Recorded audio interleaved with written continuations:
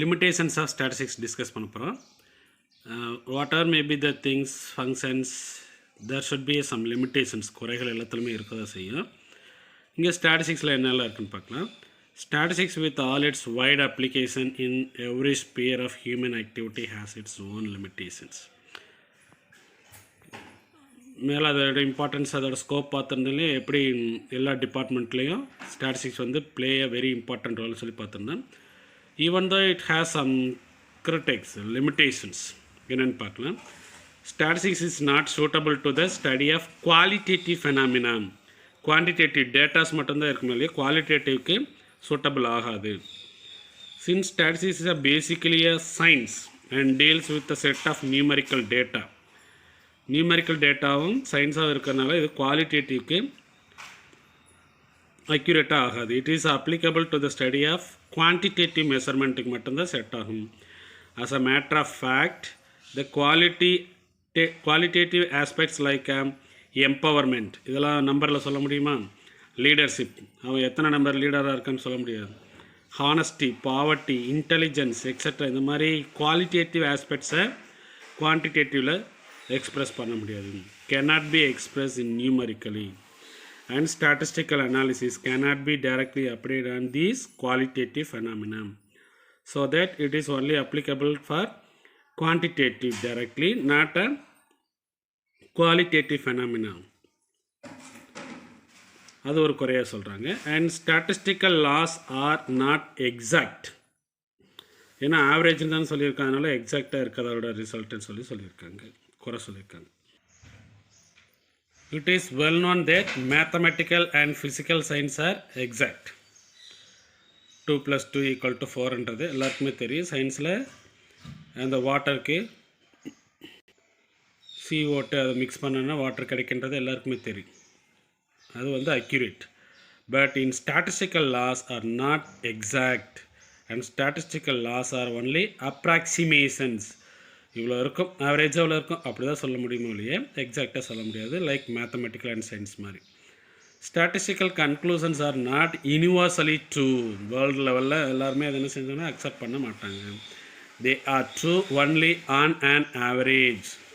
Average அதாவது என்னவாக இருக்கும், ட்ரூவாக இருக்கும், நாட் எக்ஸாக்டாக ட்ரூவாக இருக்காது. And statistics table may be misuse. எக்ஸ்பர்ட்டான பர்சன் ஸ்டாட்டிஸ்டிஷியன் மட்டும்தான் ஸ்டாட்டிஸ்டிக்கல் டூல்ஸை டேபிள்ஸை வந்து கரெக்டாக யூஸ் பண்ணி he may get correct conclusions. Statistics must be used only by experts, otherwise statistical methods are the most dangerous tool on the hands of the inexpert persons. அதை பற்றி தெரியாதவங்க அப்ளை பண்ணாங்கன்னா கன்க்ளூஷன்ஸ் வந்து ராங் ஆகிடும். The use of statistical tools by the inexperienced and untrained person might lead to what? Wrong conclusions. அந்த தெரியாதவங்க இன்எக்ஸ்பீரியன்ஸாக இருக்கிற persons ஸ்டாட்டிஸ்டிஷியன்ஸ் அந்த பர்சன்ஸ் வந்து இந்த ஸ்டாட்டிஸ்டிக்கல் டூல்ஸை யூஸ் பண்ணாங்கன்னா, அப்ளை பண்ணாங்கன்னா, the decisions, the conclusions are may wrong. இது ஒரு குறையாக சொல்கிறாங்க. And statistics is only one of the method of studying a problem. இது ஸ்டாட்டிஸ்டிக்ஸ் மட்டுமே எல்லா ப்ராப்ளத்துக்கும் சொல்யூஷன் கொடுக்குது. Is one of the method. Statistical method does not provide complete solution of the problem because the problems are to be studied taking the background of a country's culture, philosophy, region, etc. into consideration. இதெல்லாம் consider பண்ணி தான் அந்த ப்ராப்ளத்துக்கு வந்து solution statistics மூலமாக கண்டுபிடிக்க முடியும். Thus the statistical study should be supplemented by other evidences. Full solutions வந்து இதிலேருந்து கிடச்சிடாது. இது மூலம் டெசிஷன் எடுக்கும்போது மற்ற ஆஸ்பெக்ட்ஸ், இந்த மேலே சொன்ன ஆஸ்பெக்ட்ஸ் எல்லாம் இருக்குல்லையே, அதையும் கன்சிடர் பண்ணி தான் டெசிஷன் எடுக்க முடியும். These are the limitations of statistics. அடுத்து டைப்ஸ் ஆஃப் ஸ்டாட்டிஸ்டிக்ஸ் பார்க்கலாம். There are two major types of statistics: descriptive statistics and inferential statistics. Descriptive statistics என்னன்னா, it's a summarisation and description of data. Data வந்து ஒட்டு மொத்தமாக சொல்கிறது and explain பண்ணுறதுக்கு பேர் descriptive statistics. கொஸ்டின்ஸே சொல்லுவோம் இல்லையா, டிஸ்கிரைப் அப்படின்னு சொல்லுவாங்க இல்லையா, அது மாதிரி சேர்ந்தது. ஆனால் இந்த இன்ஃபரன்ஷியல் ஸ்டாட்டிஸ்டிக்ஸ் என்னென்னா கன்சர்ன் வித் யூஸிங் சாம்பிள் மட்டும் எடுத்துக்கிறாங்க. இப்போ 100 பேர் இன்டர்வியூ பண்ணணும் அப்படின்னா அதில் 10 மட்டும் சாம்பிளாக இன்டர்வியூ பண்ணிவிட்டு மிச்சம் 100 இப்படி தான் இருக்குன்னு சொல்லிட்டு கன்க்ளூட் பண்ணிடுறது. அதான் சாம்பிள் டேட்டான்றது. அந்த சாம்பிள் டேட்டா வச்சு it influence of about a population of data. பாப்புலேஷன்றது டோட்டல் டேட்டா. டோட்டல் இங்கே எவ்வளோ எடுத்திருந்தோம், 100. சாம்பிள் வந்து 10. It is called inferential statistics. Statistics are two types, descriptive and inferential statistics. The major difference between descriptive statistics and inferential statistics. Descriptive statistics பார்த்தீங்கன்னா population study, ஒட்டு மொத்தத்தையும் படிக்கிறது, explain பண்ணுறது. ஆனால் இன்ஃபரன்ஷியல் வந்து சாம்பிளோட ரிசல்ட்டை வச்சு டோட்டல் பாப்புலேஷனை வந்து கன்க்ளூட் பண்ணுறது. Come to conclusion with total population by taking sample result. Descriptive statistics பார்த்தீங்கன்னா மீனிங்ஃபுல் வே ப்ரெசென்ட் பண்ணுவேன். Charts, diagram, graphs other than describing in வேர்ட்ஸில் இந்த மாதிரிலாம் இருக்கிறது டிஸ்கிரிப்டிவ் ஸ்டாட்டிஸ்டிக்ஸ். ஆனால் இன்ஃபரன்ஷியல் ஸ்டாட்டிஸ்டிக்ஸ் பார்த்தீங்கன்னா ஹைபாத்திசிஸ் ஃப்ரேம் பண்ணி டெஸ்ட் பண்ணிவிட்டு அதுக்கப்புறம் தான் என்ன செய்வாங்க, கன்க்ளூஷன்ஸ்க்கு வருவாங்க. Descriptive statistics gives summary of data ஒட்டு மொத்தத்தையும் வச்சுட்டு இதுதான் சொல்லுது அப்படின்னு சொல்லிட்டு சம்மரைஸ் பண்ணிக்கிறது. ஆனால் இன்ஃபரன்ஷியல் ஸ்டாட்டிஸ்டிக்ஸ் பார்த்தீங்கன்னா understand the population beyond the sample. Population 100 எடுத்திருந்த அதுக்கு பேர் பாப்புலேஷன் டேட்டா. நம்ம எவ்வளோ மட்டும் டெஸ்ட் பண்ணோம், 10 சாம்பிளை வச்சுட்டு பாப்புலேஷனுக்கு கன்க்ளூஷன் பண்ணிக்கிறது. These are the difference between descriptive and inferential statistics. டேட்டான்னு பேசிகிட்டு இருக்கல, அப்போ வாட் இஸ் டேட்டான்னு பார்த்தீங்கன்னா it's a information. Data is information of facts or numbers collected to be examined and used to help with decisions. Statistics என்னன்னா facts related ஆன datas, numbers, facts, அதுதான் statistics. இது டேட்டான்றது ஸ்டாட்டிஸ்டிக்ஸோட பேசிக் ரா மெட்டீரியல் அப்படின்றாங்க. எப்படி வந்து goods produce பண்ணுறதுக்கு raw material இருக்கு இல்லையா, அது மாதிரி டேட்டா தான் raw material for statistics. The statistics data are classified into two categories, qualitative and quantitative. First quantitative பார்த்தல நம்பர்ஸில் மெஷர் பண்ண முடியும். Those that can be quantified in definite units of measurement. This refers to characteristics whose successive measures yield quantifiable observations. Age நம்பரில் எழுதலாமா, income நம்பரில் எழுதலாமா, number of ஃபார்ம்ஸ்ன்னு count பண்ணி நம்பரில் எழுதிடலாமா, இதெல்லாம் என்ன டேட்டா, குவான்டிடேட்டிவ் டேட்டா. எதெல்லாம் நம்பர்ஸில் சொல்ல முடியுமோ அதெல்லாம் quantitative data. Second qualitative data.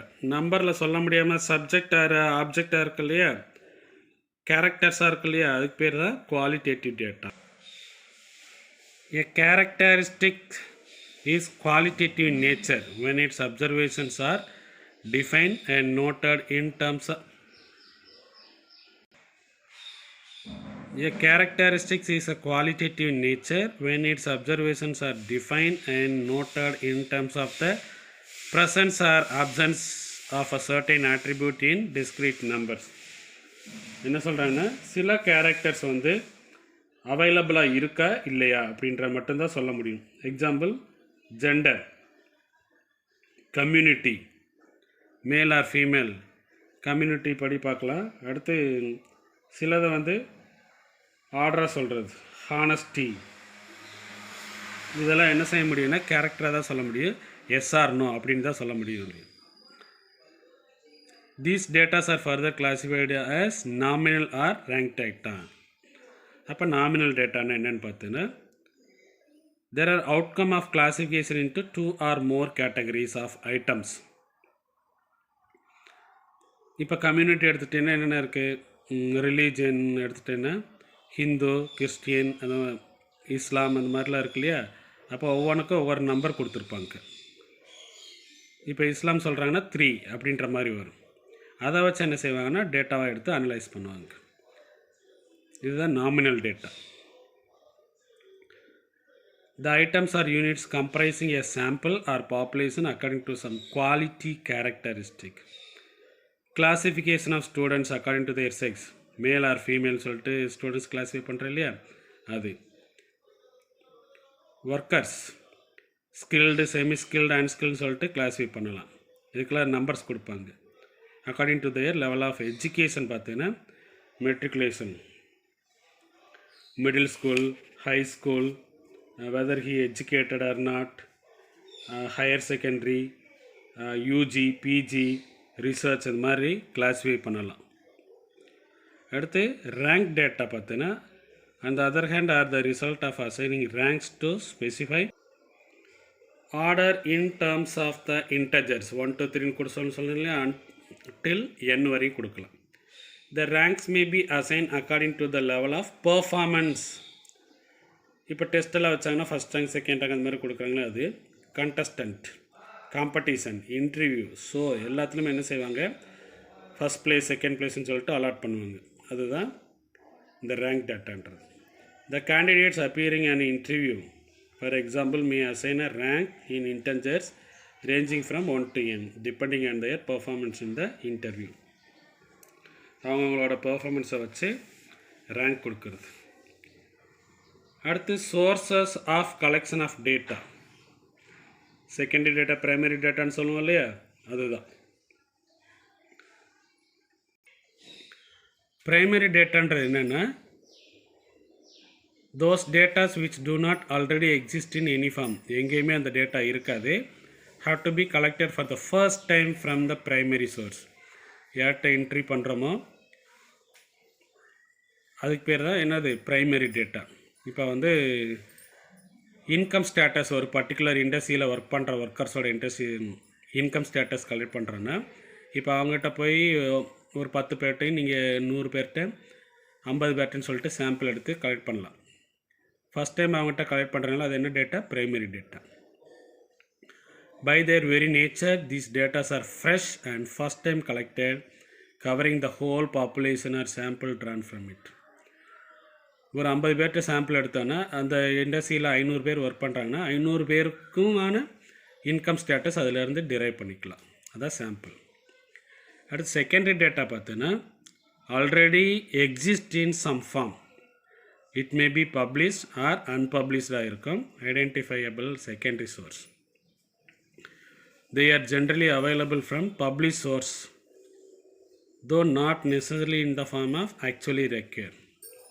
எதுக்கெல்லாம் டேட்டா கலெக்ட் பண்ணியிருப்பாங்கன்னா, இந்த செகண்டரி டேட்டா எதுக்காகனா பொது நோக்கம், ஜென்ரல் அப்சர்வேஷன் இல்லைன்னா பர்டிகுலர் அப்சர்வேஷன், ஆல்ரெடி ஒருத்தர் கலெக்ட் பண்ண டேட்டாவை சோர்ஸ் பிரிண்டடாவோ பப்ளிஷ்டாவோ அன்பப்ளிஷ்டாவோ வச்சுருப்பாங்க. அந்த டேட்டாவை அவங்ககிட்ட இருந்து வாங்கினோன்னா அதுக்கு பேர் தான் செகண்டரி டேட்டா அப்படின்னு சொல்லியிருக்காங்க. எக்கனாமிக் ரிசர்ச்க்காக நிறைய செகண்டரி டேட்டா அவைலபிளாக இருக்குது. என்னென்னா சென்சஸ் ரிப்போர்ட், மக்கள் தொகை எண்ணிக்கை 2021 சென்சஸ் கணக்கெடுப்பாங்களே அது. அப்புறம் publications of central statistical organisations CSO, அப்புறம் national sample survey NSSO, Reserve Bank of India bulletin, economic surveys, publication of central and state government directorate of economics and statistics, books, economic journals, அப்புறம் publish unpublish datas, கவர்மெண்ட்டோட journals, international ஆர்கனைசேஷன்ஸோட publications, அப்புறம் இன்டர்நெட்லலாம் இருக்கும் இல்லையா, இது எல்லாமே என்ன டேட்டானா செகண்டரி டேட்டா. டேட்டா இப்படி கிளாஸிஃபை பண்ணியிருக்காங்க based on characteristics, quantitative data, qualitative data. அதையும் primary data, secondary data, qualitatively primary data, secondary data பிரிக்கலாம். அதே மாதிரி பேஸ்ட் ஆன் சோர்ஸஸ் பார்த்தீங்கன்னா ப்ரைமரி டேட்டா, செகண்டரி டேட்டா அப்படின்னு சொல்லிட்டு டேட்டா என்ன செஞ்சுருக்காங்க, கிளாஸிஃபை பண்ணியிருக்கிறாங்க.